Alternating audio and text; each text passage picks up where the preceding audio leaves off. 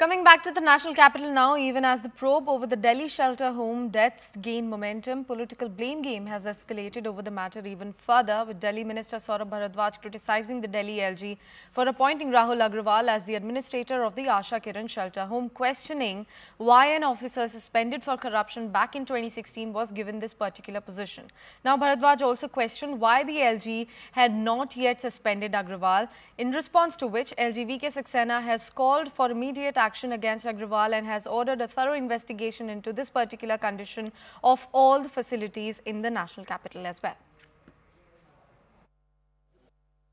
हमारी कमेटी ने अंदर विजिट करी है और काफ़ी लापरवाही अंदर देखने के लिए मिली है। काफ़ी रजिस्टर्स वगैरह हमने चेक किए, काफ़ी स्टॉक भी चेक किया, बच्चों से भी मुलाकात करी, उनसे बात भी करी है, काफ़ी चीज़ें मिली हैं। अभी हम लोग रिपोर्ट पूरी बनाकर सबमिट करेंगे और उसके बाद आपको बताएंगे। और हमारी फिर यही मांग है कि लेफ्टिनेंट गवर्नर साहब ऐसे अधिकारियों पर कार्रवाई करें, क्योंकि यहाँ पर अभी मैंने आके देखा तो लोगों ने बताया कि किस प्रकार से अफसरों ने लापरवाहियाँ की हैं। नीचे के छोटे सपोर्टिंग स्टाफ ने काफ़ी कंप्लेंट करी, चाहे वो बेडशीट को लेकर हो, चाहे अन्य चीज़ों को लेकर हो, उसके बाद भी उनकी बातों को, उनकी कंप्लेंट को दरकिनार करने का काम किया। वो पोस्ट जिसके बारे में मशहूर है कि लोग अक्सर यहाँ पे पैसा कमाने के लिए आते हैं, क्योंकि जो इनमेट्स हैं वो बहुत वल्नरेबल हैं, वो मेंटली चैलेंज्ड हैं, उनकी इम्यूनिटी बहुत लो है, फिजिकली और मेंटली वीक हैं, वो अपने हक की बात कहीं नहीं कर सकते, उनको लूटना सबसे आसान है। ऐसी जगह पे इस तरीके के आदमी को लगाने के पीछे क्या कारण था, क्या आपका क्राइटेरिया था, किस आधार पे आपने लगाया, ये बताइए। और अब तक 2 दिन हो गए, ना आपने एडमिनिस्ट्रेटर को सस्पेंड किया, ना सोशल वेलफेयर विभाग के जो तालवे साहब हैं, सेक्रेटरी हैं, उनको सस्पेंड किया। एलजी साहब किस चीज़ का इंतजार कर रहे हैं?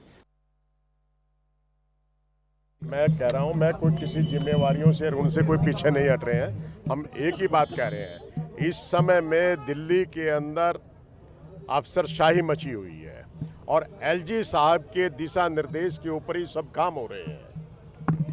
यह आपके समक्ष है। यहीं पे आपके बाबा साहब अम्बेडकर, अभी मैं बता रहा हूँ, अभी घटना और भी घटेंगी।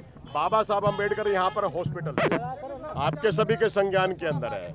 1 साल से वो एडिशनल चार्ज के ऊपर चल रहा है, जो कि काफी दयनीय स्थिति के अंदर है, जबकि बाबा साहब अम्बेडकर हॉस्पिटल नंबर 1 हॉस्पिटलों के अंदर से था और इस समय उनको ध्वस्त करने का मतलब काम चल रहा है।